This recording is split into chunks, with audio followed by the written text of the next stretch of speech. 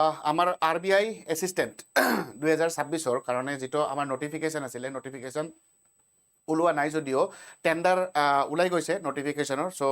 RBI Assistantৰ নোটিফিকেশনো অতি সোনকালে ওলাব তোমাৰ 16 তাৰিখৰ পৰা এইটো মাহৰে 16 তাৰিখৰ পৰা তোমালোকৰ ৰেজিষ্ট্ৰেচন প্ৰক্ৰিয়াটো ষ্টাৰ্ট হৈ যাব আৰু মাৰ্চলৈকে ৰেজিষ্ট্ৰেচন চলিব তো আজিৰ এই সেশনটোত আমি ডিসকাস কৰিম যে RBI Assistantৰ কাৰণে আমাৰ এলিজিবিলিটি ক্ৰাইটেৰিয়া কি হোৱা উচিত আগতে আমাৰ এলিজিবিলিটি ক্ৰাইটেৰিয়া কি আছিল বা এতিয়া কিবা ইহঁতৰ নতুনত্ব কিবা আছে নেকি হেটো চাম যদিও আমাৰ নোটিফিকেশন ওলোৱা নাই আমি আগৰ ইয়াৰ বিলাকৰ ওপৰত বা আগৰ ইয়াৰ বিলাকত যেনেকুৱা ধৰণৰ এলিজিবিলিটি ক্ৰাইটেৰিয়া ৰাখিছিলে আমি তেনেকুৱাই এলিজিবিলিটি ক্ৰাইটেৰিয়া এইবাৰো হ'ব বুলি আশা কৰিব পাৰো সেইখিনি এলিজিবিলিটি ক্ৰাইটেৰিয়া থাকিব তাৰ এজ লিমিট কিমান হ'ব লাগে এডুকেশন কোৱালিফিকেশন কি ৰাইট আৰু নাইবা আমাৰ নেশনালিটি কি হ'ব লাগে এই গোটেই তথ্যখিনি আজি আমি ডিসকাস কৰিম আৰু তোমালোকে প্ৰত্যেককে ভালকে শুনি লোৱা যে এইটো বছৰ অত্যন্ত মহত্বপূৰ্ণ বছৰ অত্যন্ত গুৰুত্বপূৰ্ণ বছৰ হ'ব গৈ আছে কাৰণ RBI বেংকৰ এক্সামৰ কথা যদি চোৱা বেংকৰ এক্সামৰ RBI অফিস এটেন্ডেন্ট ওলাইছে RBI অফিস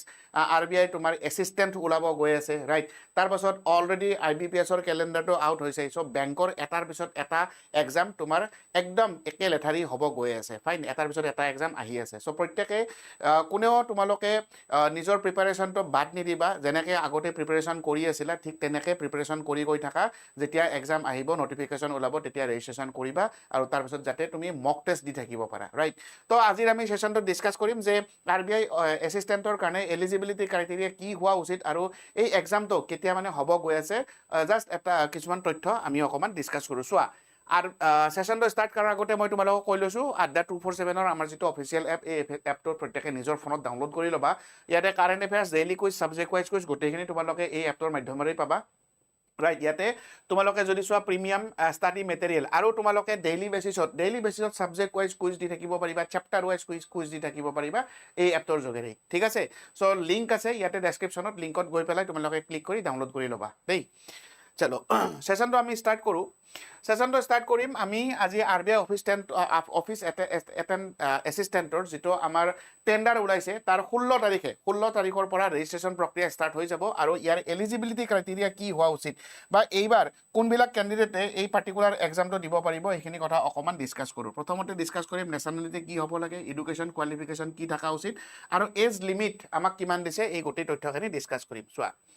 প্ৰথমতে আছে নেশনালিটি কি হ'ব লাগিব প্ৰত্যেকই জানা এটো ইন্ডিয়ান নেশনালিটি হ'ব লাগিব সিটিজেন অফ ইন্ডিয়া হ'ব লাগিব বা নেপাল ভুটান এইবিলাকৰ পৰা যিখিনি ক্যান্ডিডেট 1962 1 জানুৱাৰীৰ আগতে আহিছে আমাৰ ইন্ডিয়াত সেটেল হম বুলি সো যদি সেই ক্যান্ডিডেট খিনি নথিপত্ৰ আছে গভৰ্ণমেন্ট অফ ইন্ডিয়া তৰফৰ পৰা তো সেই ক্যান্ডিডেট খিনিও এই পাৰ্টিকুলাৰ এক্সামটো দিব পাৰিব ঠিক আছে নেশনালিটি আমি কম পালো এডুকেশন কোৱালিফিকেশনত আহো এডুকেশন কোৱালিফিকেশনটো কি হৈছে এনি গ্ৰেজুৱেট তুমি যি কোনো গ্ৰেজুৱেট হোৱা তুমি সায়েন্সৰ হোৱা আৰ্টছৰ হোৱা কমাৰ্চৰ হোৱা ইঞ্জিনিয়াৰিং বেকগ্ৰাউণ্ডৰ হোৱা তুমি যি কোনো গ্ৰেজুৱেটেই নোহোৱা কিয় প্ৰতিজন ক্যান্ডিডেটেই এই এক্সামটো দিব পাৰিবা যদিহে জেনাৰেল ক্যান্ডিডেট হয় তুমি জেনাৰেল কাষ্টৰ পৰা তুমি বিলং কৰা তেতিয়াহলে তোমাৰ 50% মাৰ্কস থাকিব লাগিব গ্ৰেজুৱেচনত আৰু যদি তুমি ST SC PWD হোৱা তেতিয়াহলে তোমাৰ কি পাস কৰিলেই হল মানে মই লিখি দিছো যদিহে তুমি জেনাৰেল ক্যান্ডিডেট ঠিক আছে নাইবা OBC ক্যান্ডিডেট তেতিয়াহলে তোমাক কি লাগিব তোমাক any graduate can apply any graduate তুমি গ্ৰেজুৱেট হলেই হল কিন্তু ইয়াতে মোক কি দি দিছে এটা পাৰ্সেন্টেজ বান্ধি দিছে যে 50% মাৰ্ক কিন্তু তোমাক থাকিব লাগিব গ্ৰেজুৱেচনত ঠিক আছে এইখিনি কাৰ কাৰণে জেনাৰেল ক্যান্ডিডেট আৰু OBC ক্যান্ডিডেটৰ কাৰণে আৰু যদিহে তুমি ST SC বা PWD ক্যান্ডিডেট হয় তেতিয়াহলে তুমি জাস্ট গ্ৰেজুৱেচন পাস কৰিলেই হল ঠিক আছে এইটো আৰু ব্যাচেলৰ ডিগ্ৰী বাস ইমানখিনিলৈকে আমি জানো তাৰ পাছত 2 নম্বৰ পইণ্টটো মোক কি কৈছে 1 নম্বৰ পইণ্টটো হৈ গল এইটো 2 নম্বৰ পইণ্টটো কি কৈছে ভালকে পঢ়ি লোৱা he or she must hold knowledge of computer as well as have proficiency in the official language of the concerned state of union territory মানে সেই ক্যান্ডিডেট জনৰ কি থাকিব লাগিব কম্পিউটাৰৰ নলেজটো থাকিব লাগিব আৰু যিটো টেৰিটৰিৰ পৰা আমাৰ RBI সাপোজ ধৰা আমাৰ অসমৰ বা ত্ৰিপুৰাৰ বা নাইবা অৰুণাচলৰ কোনটো গুৱাহাটী RBI হয় ৰাইট এই গুৱাহাটী RBI টো আমাৰ কোন আছে সাপোজ অসমত আছে আৰু এই কেইখন যিকেইখন ষ্টেটৰ কথা কৈছো সেই ষ্টেট কেইখন তোমাৰ কি কৰে এইটো এটা তাৰ টেৰিটৰি হয় তো ইয়াতে তুমি কি জানিব লাগিব যে যিখন টেৰিটৰিৰ পৰা বিলং কৰিব সেই RBI তো সেই টেৰিটৰিৰ অফিচিয়েল ল্যাঙ্গুৱেজ জানিব লাগিব আসামিজ হোক বেঙ্গলী হোক ৰাইট তো সেই তোমাৰ ল্যাঙ্গুৱেজখিনি তুমি জানিবই লাগিব বুলি তোমাক লিখি দিছে বাৰু ঠিক আছে এডুকেশ্যন কোৱালিফিকেশনখিনি আমি বুজি পালো নেক্সট আহো আমি এজ লিমিট আমাৰ কিমান মিনিমাম এজ 20 আৰু ম্যাক্সিমাম 28 মিনিমাম কিমান যদি তুমি মিনিমাম তোমাৰ এজ 20 হ'বই লাগিব 20তকে 20 বা 20তকে কম নহয় সো মিনিমাম এজ তোমাৰ কিমান 20 আৰু ম্যাক্সিমাম কিমান বুলি কৈছে ম্যাক্সিমাম হ'ব 28 যে 28 বছৰৰ উৰ্ধৰ ক্যান্ডিডেট খিনি কিন্তু দিব নোৱাৰা যদিহে এইখিনি কৈছে আমাৰ জেনাৰেল এইখিনি হৈছে তোমাৰ জেনাৰেল ক্যান্ডিডেটৰ কাৰণে দেই জেনাৰেল ক্যান্ডিডেট মিনিমাম 20 বছৰ আৰু ম্যাক্সিমাম 28 বছৰ ঠিক আছে আৰু যিখিনি তোমাৰ ধৰা OBC ক্যান্ডিডেট হোক ST SC PWD এইখিনি ক্যান্ডিডেটৰ কাৰণে এজ ৰিলেক্সেশন দিয়া আছে মানে তোমাৰ কি কৈছে OBC ক্যান্ডিডেটৰ কাৰণে বা ST SC ৰ কাৰণে চোৱাচোন ST SC ৰ কাৰণে তোমাৰ কিমান এজ ৰিলেক্সেশন দিয়া আছে 5 বছৰ এজ ৰিলেক্সেশন দিয়া আছে মানে 33 বছৰলৈকে যদি তুমি ST বা SC কাষ্টৰ পৰা বিলং কৰা তেতিয়া হলে তুমি কিমান 5 বছৰ তোমাৰ ৰিলেক্সেশন থাকিব অৰ্থাৎ 33 বছৰ পৰ্যন্ত তুমি এক্সামটো দিব পাৰিবা আৰু যদি তুমি OBC ক্যান্ডিডেট হয় তো তেতিয়া OBC হলেই নহব মই বাৰে বাৰে এটা কথা কৈ থাকো সদায় যে OBC NCL non creamy layer হ'ব লাগিব ৰাইট আৰু OBC ক্যান্ডিডেটৰ কিমান 3 বছৰৰ কাৰণে এজ ৰিলেক্সেশন দিয়া আছে অৰ্থাৎ 31 বছৰ পৰ্যন্ত তুমি এই পাৰ্টিকুলাৰ এক্সামটো দিব পাৰিবা আৰু যদি PWD ক্যান্ডিডেট হোৱা আৰু সেই যিখিনি PWD ক্যান্ডিডেট ফিজিক্যালি হ্যান্ডিক্যাপ খিনি কথা কৈছে যদিহে সেই ক্যান্ডিডেট খিনি জেনাৰেল কাষ্টৰ পৰা বিলং কৰে তেতিয়াহলে 10 বছৰ যদি OBC ৰ পৰা বিলং কৰে তেতিয়াহলে 13 বছৰ আৰু যদি তোমাৰ ST SC ৰ পৰা বিলং কৰে তেতিয়াহলে 15 বছৰলৈকে এজ ৰিলেক্সেশনৰ কথা দিয়া আছে ঠিক আছে এইখিনি আছে এজ ৰিলেক্সেশন বাকি এক্স সাৰ্ভিসমেন উইডো ডিভোৰ্স এইখিনি কথা আৰু ইমানখিনি নকওঁ এক্স সাৰ্ভিসমেন দিয়া আছে to the extent of service rendered by them in armed forces plus an additional period of 3 years subject to maximum 50 years maximum কিমান কৈছে 50 years কৈছে ঠিক আছে এইখিনি এজ তো এইখিনি আছিল তোমালোকৰ এজ ৰিলেক্সেশন মানে কি বুলি কয় যে আমাৰ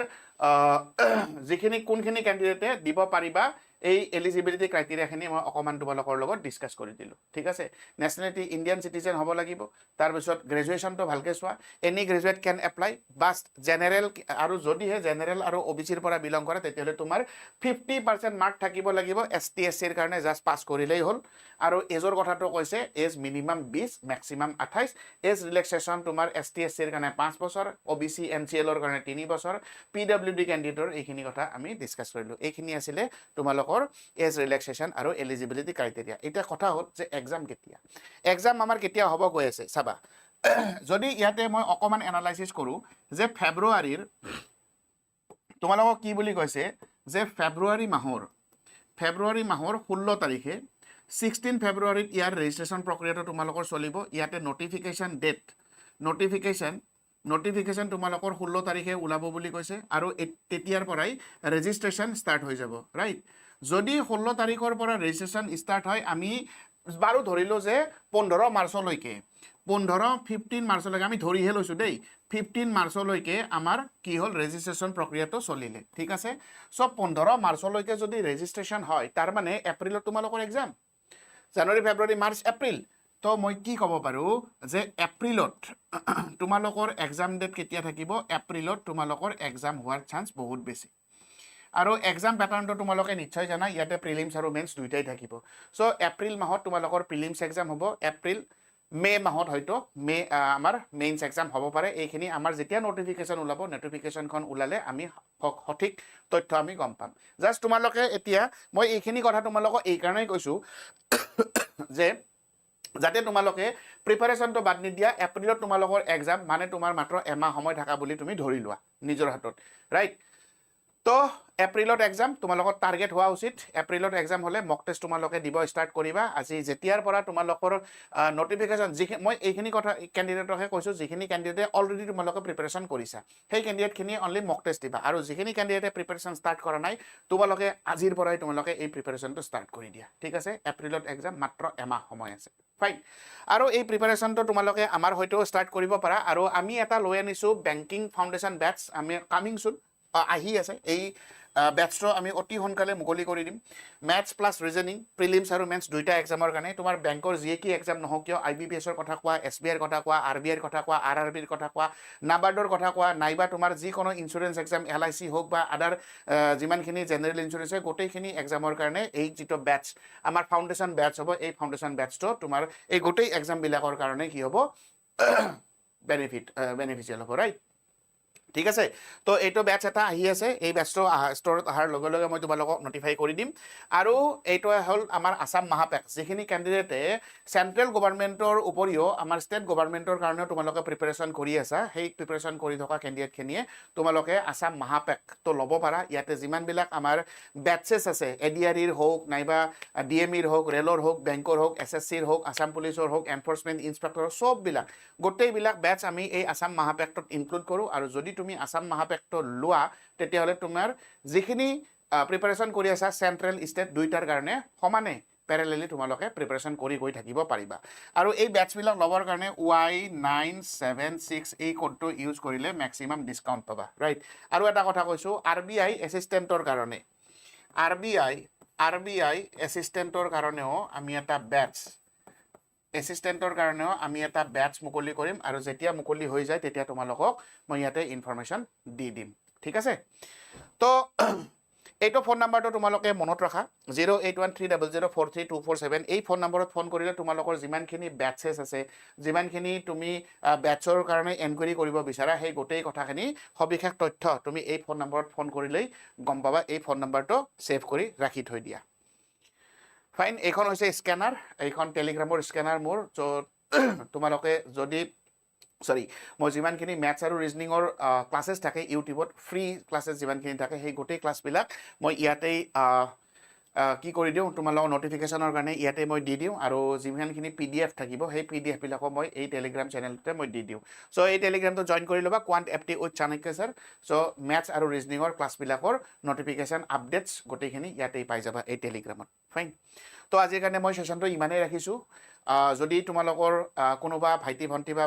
তোমাৰ ফ্ৰেণ্ড চাৰ্কেলৰ মাজত এইবিলাক ডিছকাছ হয় বা তোমালোকৰ যদি অন্য কিবা কোনোবা কেণ্ডিডেটে যদি তোমালোকৰ এই RBI এছিষ্টেণ্টৰ এক্সামটো দিয়ে চব শ্বেয়াৰ কৰি দিবা তেখেতসকলৰ লগত আৰু যদি ভাল লাগে ইনফৰমেশ্যনবিলাক তেন্তে লাইক কৰিবা যদি কিবা ইনফৰমেশ্যন জানিব বিচাৰা আকৌ কমেণ্ট ছেকশ্যনত কমেণ্ট কৰি পেলাই জনাবা ঠিক আছে এটা ইনফৰমেশ্যন আমি ইয়াৰ পৰা প্ৰভাইড কৰিম উইথ ক্লাছেছ